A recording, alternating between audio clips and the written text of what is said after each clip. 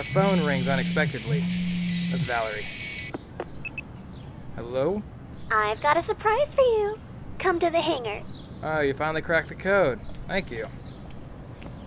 What is... She hangs up. God, I fucking hate it when people do that shit to me. Of course she hung up. I guess I'll better go see what's up. After swiping myself into the hangar, I make a beeline for Eagle. Valery is perched in front of my terminal, but jumps up once she sees me. She moves from the terminal and gestures for me to sit. Voila! She stares at a scrolling code on the screen. She's gotta stop acting like I can read this stuff. What is this? It's a manual documentation. It needs to be cleaned up before it can be fully understood, though. We've had this conversation. So, you called me over to show me something that's not completed? Valery crosses her arms. I thought you'd be able to appreciate the magnitude of this discovery. I'm not trying to downplay the importance of this. Besides, my script is parsing it as we speak. It'll be done in a few minutes. We wait patiently for her program to finish running. I watch as she keeps an eye on her script. She's confident in her programming, yet she keeps glancing at it, exposing the eagerness beneath her calm demeanor. I can't help but wonder, how did you get into engineering? Girls can't be engineers. Who said that? That's not what I said. Valery laughs. It's like a puzzle. What? Taking things apart and putting it back together. Finding new ways to piece everything together to make it a better product. That's how I feel about computers. The possibilities are endless, even if we can't see all the solutions just yet. And you just discovered that by accident? She shrugs, becoming strangely aloof. Things broke around the house a lot. If I didn't fix it, then it would be broken forever. Ah, let me guess, you didn't have the best family life, did ya? Why not just buy a new one? It always worked fine once fixed. Why spend that extra money? Good point. But why did you have to fix it? Why not your parents? She frowns in disdain. My mom couldn't be bothered with things like that. If the computer broke, she'd pretend the problem didn't exist until she needed to use it. Then she'd go and buy a new one because she needed to use it immediately. Money was always tight, and that's why I started trying to fix things. The first thing I ever properly fixed was my bike. I was 15, and my neighbor at the time was a young woman at university. She helped me fix it, and when she learned I was interested in this stuff, she gave me a bunch of how-to books for my birthday. Oh, that was nice. I guess I was lucky that my dad was pretty handy. He taught me how to take care of my things. Valery grins playfully. Could have fooled me. Eagle's always a little worse for wear by the time he gets to me. Isn't that right, Eagle? She coos affectionately at my gear. Hey! It's not a puppy. A sharp beep interrupts our conversation. Valery whips back towards the screen. It's done. Oh, about time.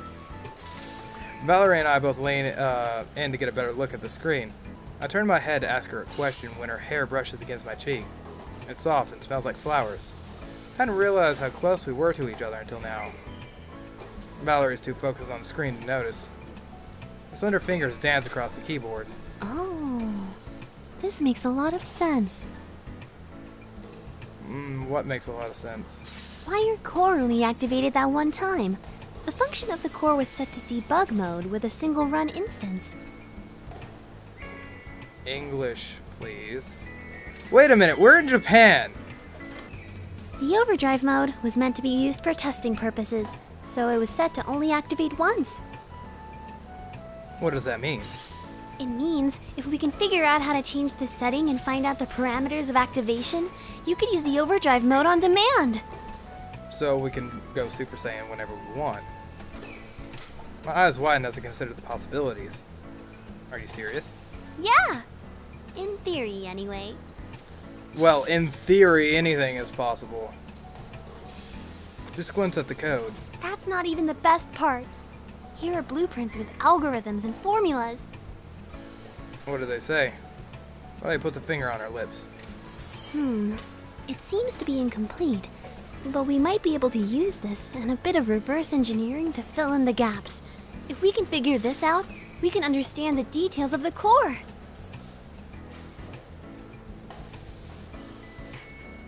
If only women came with a manual too. God damn it. Let's just go with good stuff. You're kind of amazing. She grins. You didn't have to say it out loud, she knows. About time you noticed. Why did Dad include this function for my core? And why didn't he tell me? I have so many questions and too few answers. Let's keep this a secret. A secret? Yeah, there's no point in getting the team's hopes up when we don't even know if it'll work. Plus, I don't need anyone snooping around my gear. I look pointedly at Valery. She smiles innocently. What? That's what brought us together. Are you saying you wish you'd never met me? Of course not. But one Valery is more than enough. She smirks. Don't I feel special? Special ed. Valery gets to work and I watch her for a while. She's working too fast for me to comprehend what she's doing, and I don't want to interrupt her groove to explain to me. After a few minutes, she glances back at me. You really do like to watch, don't you? Depends on the situation. Huh? First it was Sho and Mayu at the beach, now me. I didn't watch them. Her eyes sparkle. So you just like watching me then? Too bad this isn't that interesting. After saying goodbye, I leave her to do her thing. I still got some time before heading home tonight. What do I feel like doing? Wonder what Valery's up to. I dial her number away for her to answer. Hello? Hey Valery, you busy?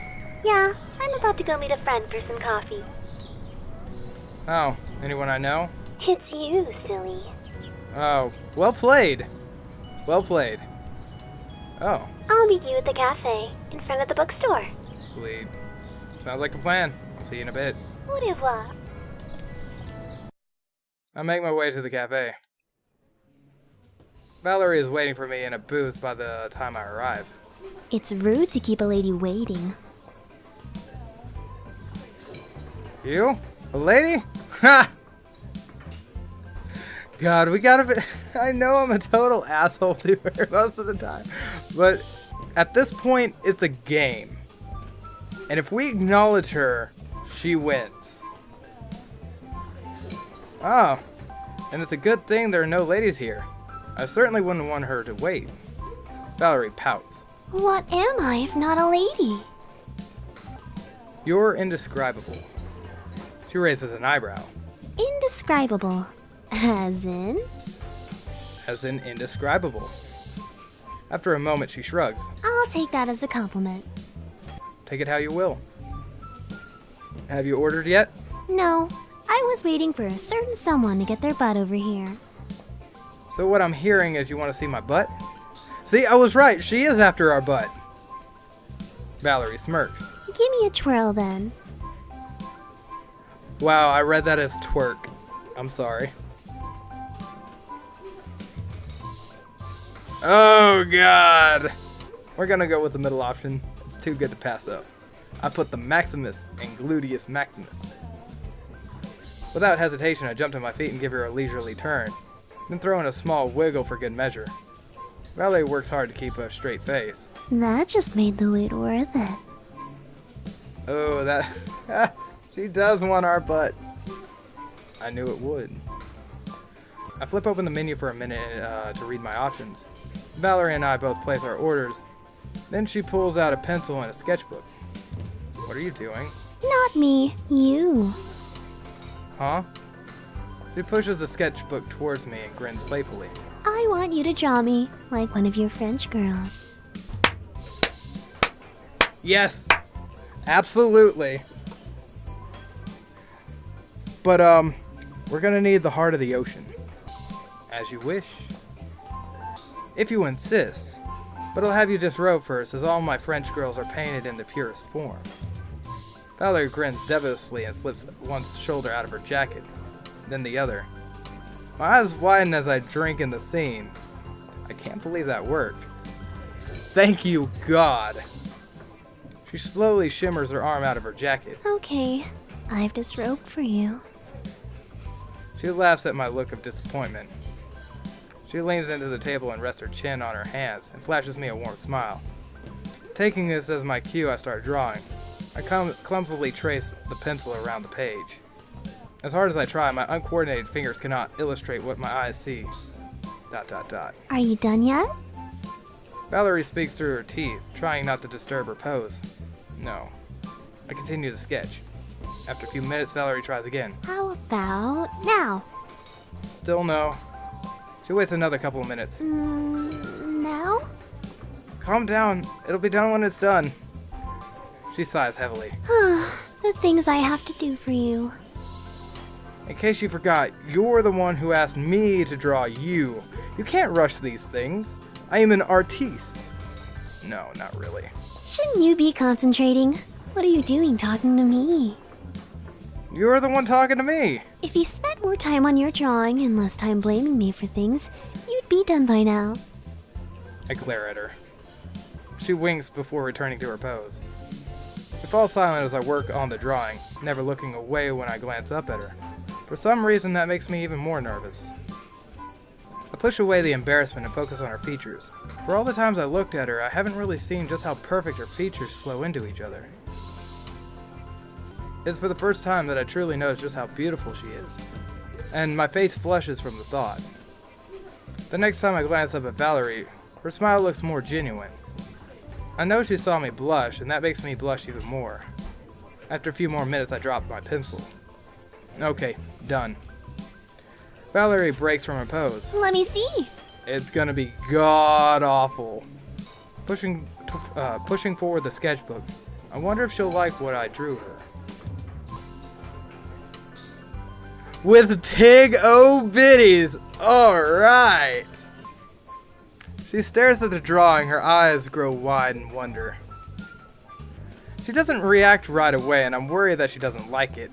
Then, unexpectedly, she looks down at herself and holds her hands over her chest, as if comparing them with something. Suddenly, she grabs her breasts and begins to lift them and push them together. Whoa! Hey, what are you doing? I don't know what I was doing earlier, but if that's what I look like, I need to do that more often.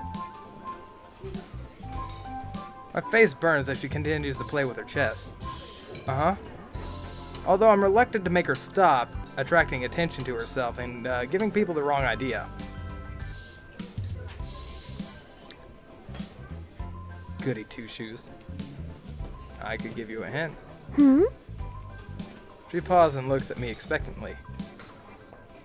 Why don't you lean over the table and get a better look at the drawing?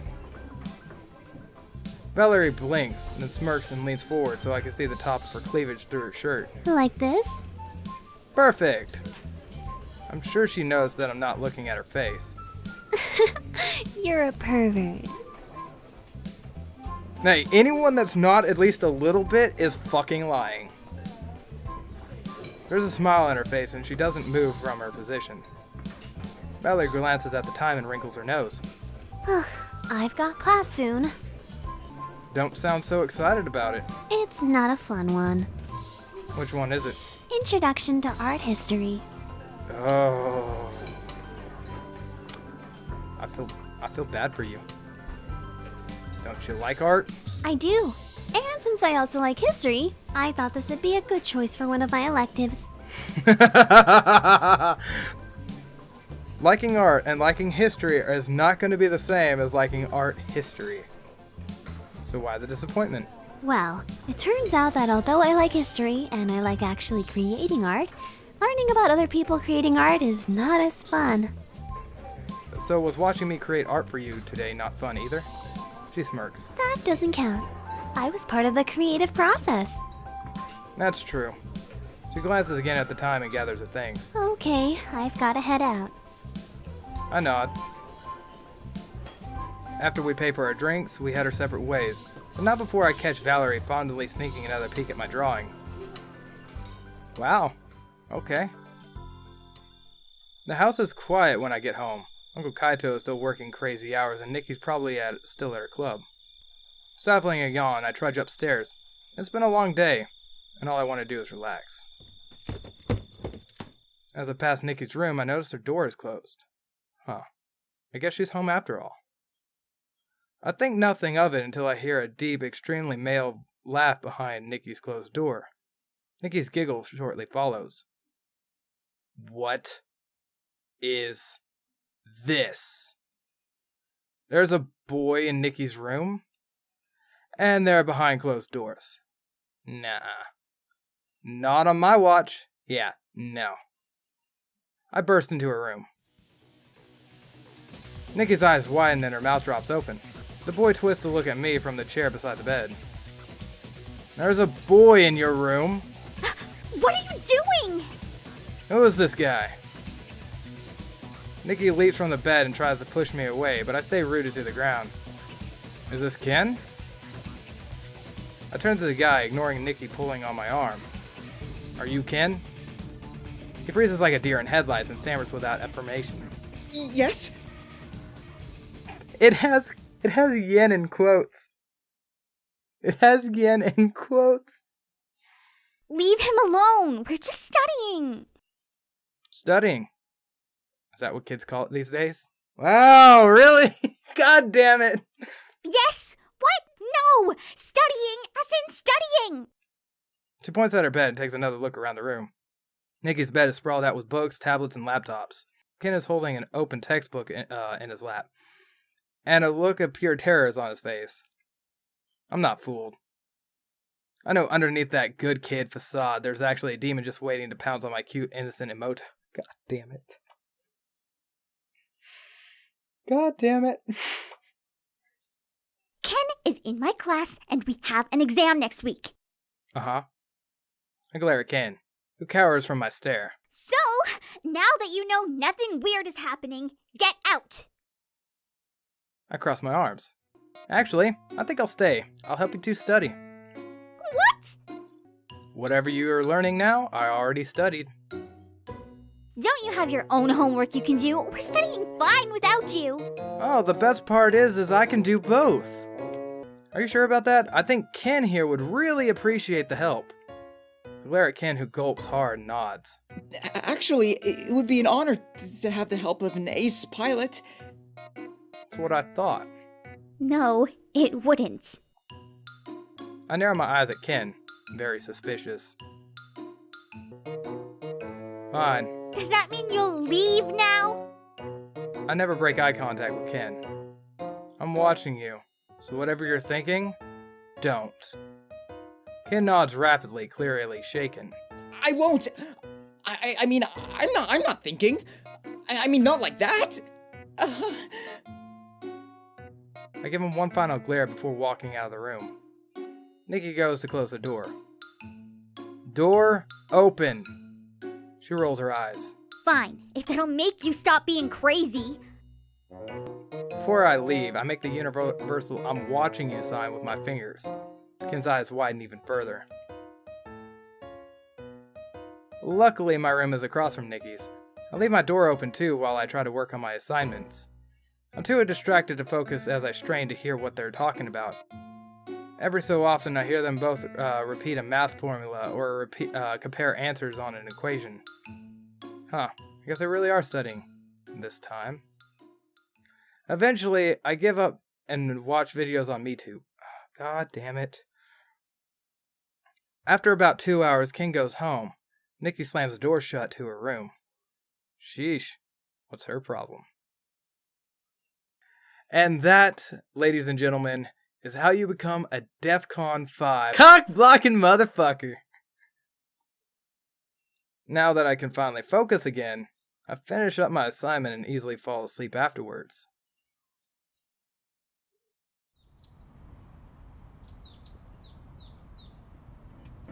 And that's looking like a pretty good place to call it. I'd like to thank you all so very much for watching. If you liked this video, make sure you give it a big thumbs up.